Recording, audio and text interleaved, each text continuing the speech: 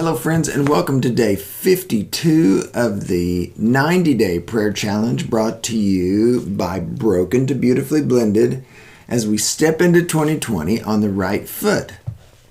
See, I made it today. You did. Woo! After the way it went yesterday, I was thinking about it almost all day long. Were you? No. I was going to say, I think you were probably too busy for that. Well, just trying to sound cool, I guess. Okay. But it's been a good day.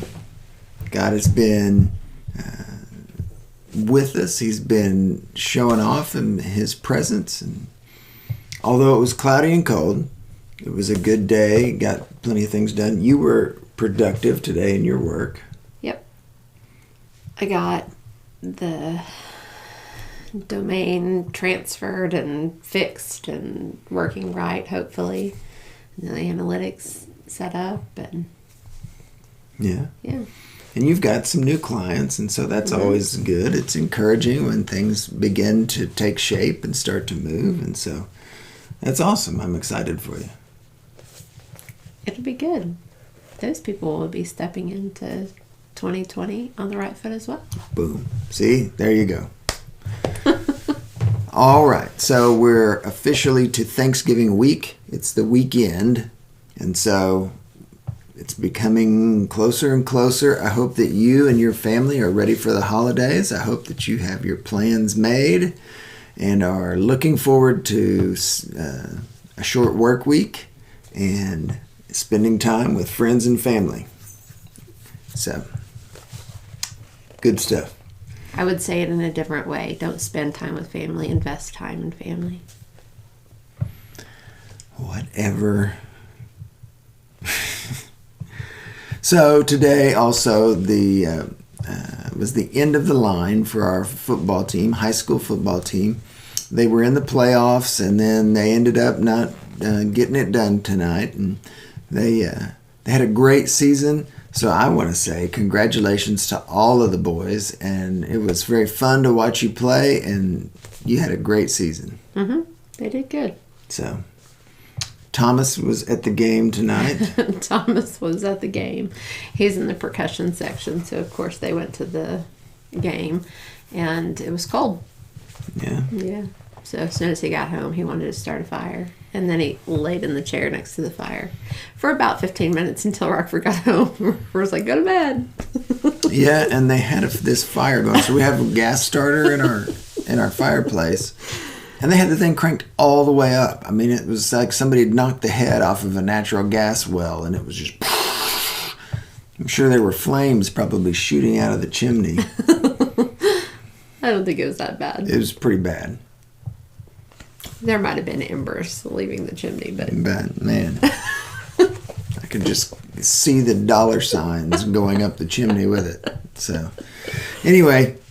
today is also day 17 in the Draw the Circle challenge. We're in the middle of our 40-day prayer challenge, and today's topic was Do Not Delay. So it comes from Daniel chapter 9, verse 19, and it says, O Lord, pay attention and act. Delay not for your own sake, O my God. Mm-hmm. So Daniel is encouraging God to act for his own glory, not for Daniel's glory or anybody else's. So Mark says down in the text, very rarely are our prayers answered as quickly or easily as we'd like. By definition, praying hard is hard because it's hard. That's true. That's a tongue twister too. Yeah. So as we've done the prayer challenge, are you run into times where you've got hard prayers to pray? I think that they get harder and harder and harder the longer that you pray them and you don't see anything happen. Mm-hmm. Because then you have to, just like we talked about circling Jericho, you have to wonder, am I circling Jericho? Is one day the wall is just going to come down? Or am I circling something that God has said, no, that's not the way that it is? Yeah. So I think that makes it harder.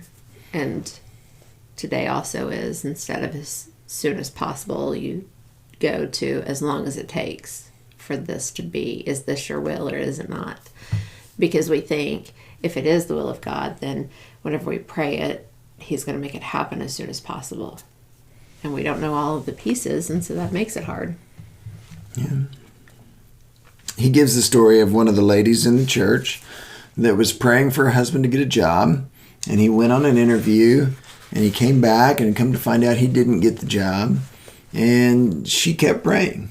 Mm-hmm. She kept saying, God, I need you to provide a way. I need to provide an income for our family so that we have the things that we need. And she kept praying, and he called several days, weeks later. I don't remember exactly how long. He said, hey, I got another job. It's a good job or a job offer, and it starts in September. And she's like, well, that's great.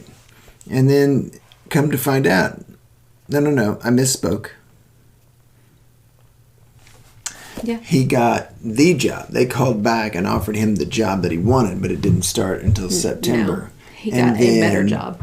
He got a job that was going to take them up too.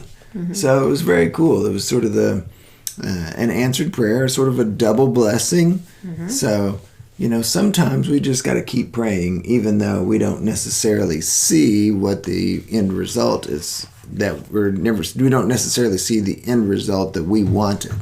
Well, and we have that choice of, do I stop praying right here because I'm seeing results and they're not the results that I want, and so that's not God's will for me. Mm-hmm. And so you stop and you keep redirecting, and you're just spinning in circles. Mm-hmm. He says, if we stand on God's word, God will stand by his word. Mm-hmm. So there are so many things written in the Bible that encourage us to pray, because prayer moves the heart of God. There are certain denominations, certain religions that get into the idea of being predestined, and the word predestined is used in the Bible some. And so people tend to get into this habit of just going, well, it is what it is, whether I want it to change or I don't want it to change. God has his plan, and it's not going to be different. And God does know the plan.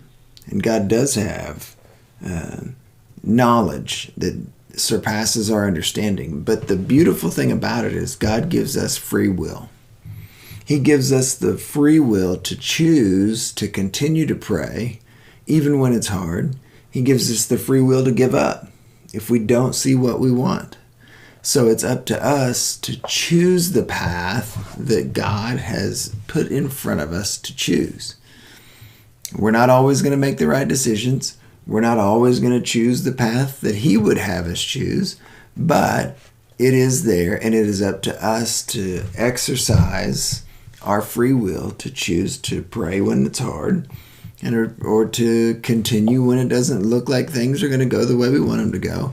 And then through prayer and through seeking God, we learn to discern the difference between something that we continue to pray through or something that we see as a closed door. Right? Mm-hmm. Alat. You alluded to that. As long as it takes. Okay. What's the difference between alat and ASAP? Well, it's as soon as possible or as long as it takes. So as soon as possible is just like I said, that I need it right now. There's an urgency in it, and it's almost like you're given an ultimatum. Mm-hmm. Like, do this for me right now, or I'm going to quit praying. Mm-hmm. And alat is, I'm going to pray as long as it takes to get that discernment, to get the answer. He talks again about Honi, the circle maker. He says, Honi made the circle, and then once he was in the circle, he refined his request. Twice, actually. He says, not for such rain have I prayed. He wasn't satisfied with a sprinkle or torrential downpour. It took 3 attempts to spell out exactly what he wanted. Rain of your favor, blessing, and graciousness. Honi drew a circle in the sand, and then he drew a circle within a circle. Mm-hmm. So, as long as it takes, sometimes even requires some refining. Yeah. So, if you're praying for something that's broad and it doesn't necessarily happen, maybe we need to refine it. And it needs to be something that's a little more pointed and a little more precise. And it finally gets down to a point where it's something that God can work with. Well, and it is just like the peanuts. And tell me about the universe. Mm-hmm. Nope, can't do that. Tell me about plants. No, still too broad. Yeah, exactly. That's a good point. God is never early. God is never late. God is always right on time. And then again, to that, even to that, I'll say that's not necessarily true, because we try and put that into our time frame and our that is our not thought. Comforting, is what he's trying to say. Is because he isn't early. He's not late. He's right on time. On his time. It's rarely our time. Yeah. Yeah. It just rarely is. So, tomorrow, day 18 is keep circling. Mm-hmm. So, I'm assuming it's going to tell us to keep circling even when we don't want to. It's just a guess, and I could be wrong. So, we'll see. All right, it's day 23 of our thankfulness. So, we've got to have things to be thankful for today. And I'm thankful for provision. God continues to provide for us in ways that are sometimes unexplainable. He has taken care of us, and so I'm thankful for his provision. I'm thankful that I'm married to a man that believes in giving the tithe back, because all of our provisions are from God, and he's very faithful to do that, to tithe like we're told to, which in return, that's the one thing that God says, test me on. And so he provides for us, because we don't do it out of a begrudged heart. It is out of a thankfulness for what we have. Yeah. All right. That's the end of day 52. Mm-hmm. Tomorrow is day 53, and we'll be back to talk about keep circling and whatever else exciting adventures we get to go on tomorrow. We will be going on some exciting adventures, because tomorrow is winter formal, and like we mentioned earlier, it's cold. And Reagan is our child that is always cold, and she is wearing a winter formal that is about to her knees, and she already today was going, I hope it's going to be warmer tomorrow. I'm like, yeah, probably not. It is supposed to be warmer tomorrow. Well, that's good. Yeah. So, all right, everybody. Have a great night. We'll see you tomorrow on day 53.